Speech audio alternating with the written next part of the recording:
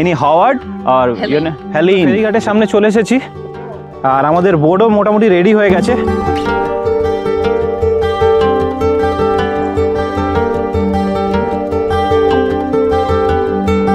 আর সাথে কিন্তু ওর বাচ্চাও আছে, কিন্তু আমার পায়ের পুরো 12টা বেজে গেছে। অন্যান্য ন্যাশনাল পার্কে যেমন তোমরা হচ্ছে এলিফ্যান্ট সাফারি বা জিপ সাফারি পাবে, এখানে কিন্তু সেই ব্যবস্থা নেই।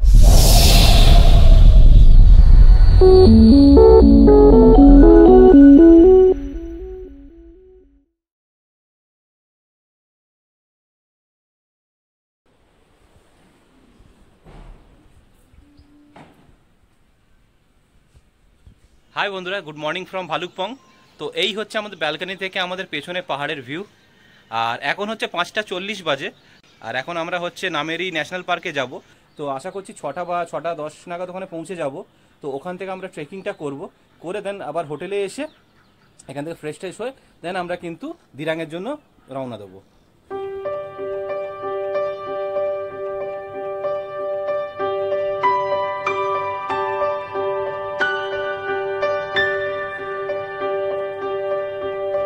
আমরা এখন নামেরি ন্যাশনাল পার্কে চলে এসেছি, আর এখান থেকে এখন আমাদের পারমিট বানাতে হবে। এটা হচ্ছে অফিসে যাওয়ার গেট। তো চলো তাড়াতাড়ি পারমিটটা বানিয়ে নিই।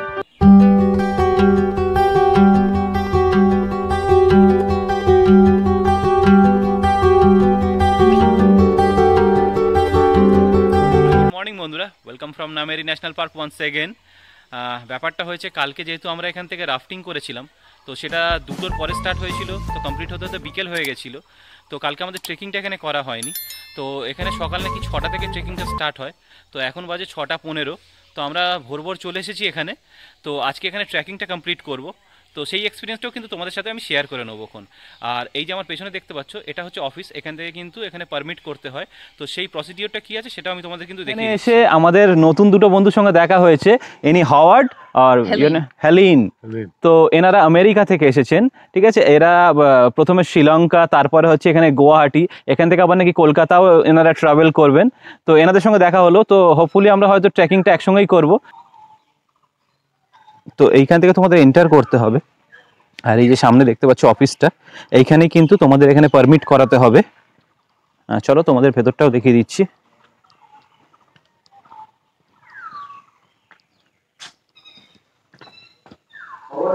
এই যে অফিসে এখানে আমাদের পারমিটের জন্য হচ্ছে। তো পারমিট আমরা পেয়ে গেছি, আর আমাদের 105 টাকা করে কিন্তু পার পার্সন পড়লো উইথ ফেরি চার্জেস। আর আমরা যেহেতু একটা গাইড হায়ার করেছি, তো তার দরুন কিন্তু 100 টাকা কিন্তু এক্সট্রা লাগলো। আমরা ফেরিঘাটের সামনে চলে এসেছি, আর আমাদের বোর্ডও মোটামুটি রেডি হয়ে গেছে। চলো তোমাদের সেই ভিউটা দেখাচ্ছি আমি। এই হচ্ছে আমাদের বোর্ড। এতে করে কিন্তু আমরা ওই পারে যাব, তারপরে কিন্তু ট্রেকিং শুরু হবে। তো আমাদের নৌকা এখন ছেড়ে দিয়েছে, আর এই যে আমাদের দাদা নিয়ে যাচ্ছে। আর এই যে নদীটা দেখতে পাচ্ছ, এটা হচ্ছে জিয়া ভরেলি নদী।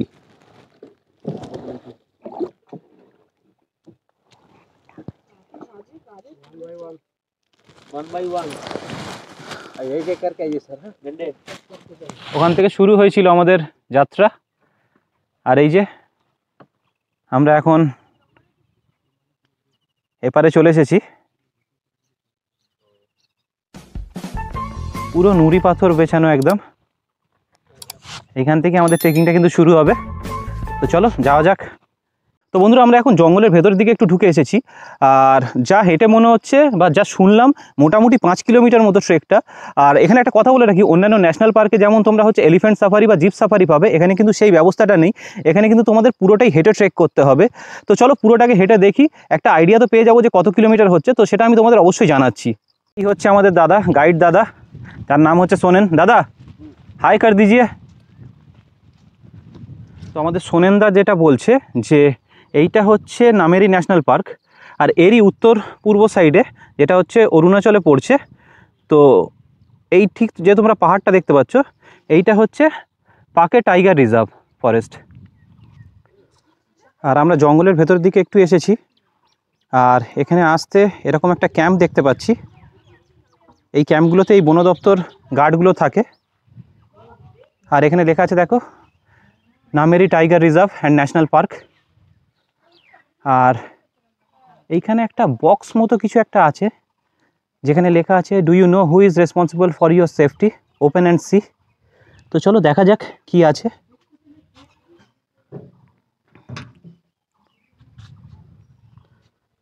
আয়না আছে, তার মানে হয়তো এটাই বোঝাতে চাইছে যে এখানে কোনো কিছু হলে সেটা দায় কিন্তু তুমি নিজে হবে, সেটা অন্য কেউ কিন্তু দায় হবে না।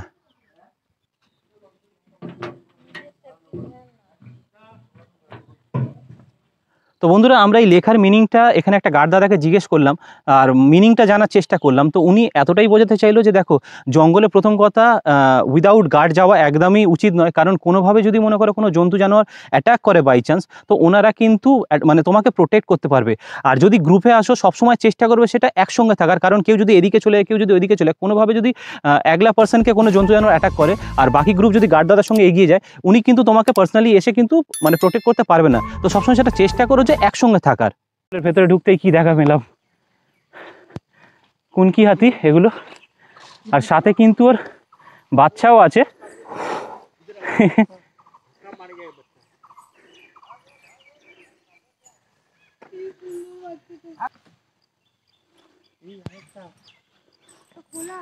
এই দেখো এখানেও একটা হাতি আছে।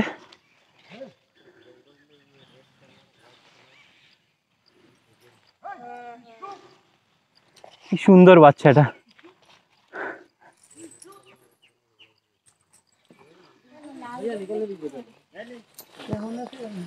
দেখো নিয়ে যাচ্ছে, নিজে বয়ে নিয়ে যাচ্ছে।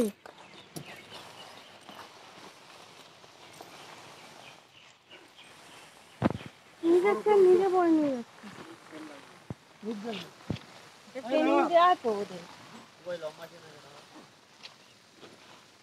তো বন্ধুরা আমাদের যে গাইড দাদা আছে সোনেন দা, উনি একটা গাইডলাইন দিল যে সাদা আর লাল রঙের ড্রেস অ্যাভয়েড করতে, কারণ এই কালারগুলো নাকি এখানের পশুদের চোখে রিফ্লেক্ট করে, তো সেটা তোমাদের সেফটির জন্য ভালো।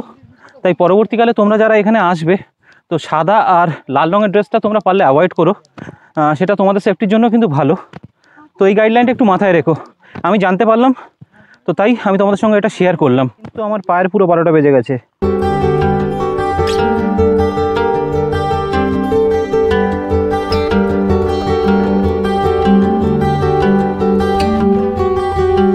জঙ্গলের ভেতরে এসে সামনে একটা ওয়াচ টাওয়ার দেখতে পেলাম। তো চলো এর উপরে ওঠা যাক আর উঠে একটু জঙ্গলটা পরিদর্শন করা যাক, দেখি ওখান থেকে ভিউটা কেমন আসে। তো চলো।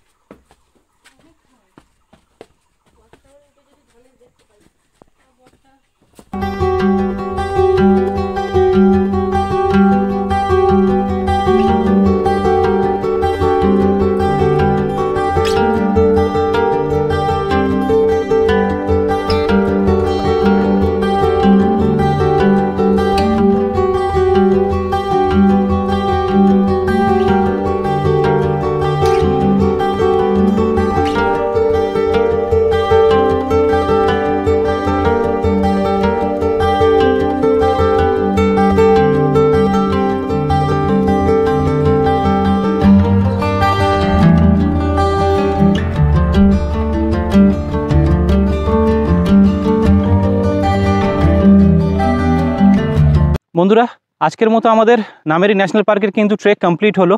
আর এখন আমরা নদীর দিকে যাচ্ছি, ওখান থেকে কিন্তু নৌকা পাড়ায় ওপারে গিয়ে তারপরে কিন্তু আমরা হোটেলে যাব। ওখান থেকে ফ্রেশ হয়ে আবার আমরা কিন্তু আজকে দিরাঙের দিকে রওনা দেব। তো চলো আজকের মতো ভিডিওটা এতটুকুই। ভিডিওটা ভালো লাগলে লাইক করো, শেয়ার করো, কমেন্ট করে জানিও ভিডিওটা তোমাদের কেমন লাগলো। আর ভালো লাগলে অবশ্যই কিন্তু আমার চ্যানেলটা সাবস্ক্রাইব করে আমার পাশে থেকো। দেখা হচ্ছে পরের ভিডিওতে।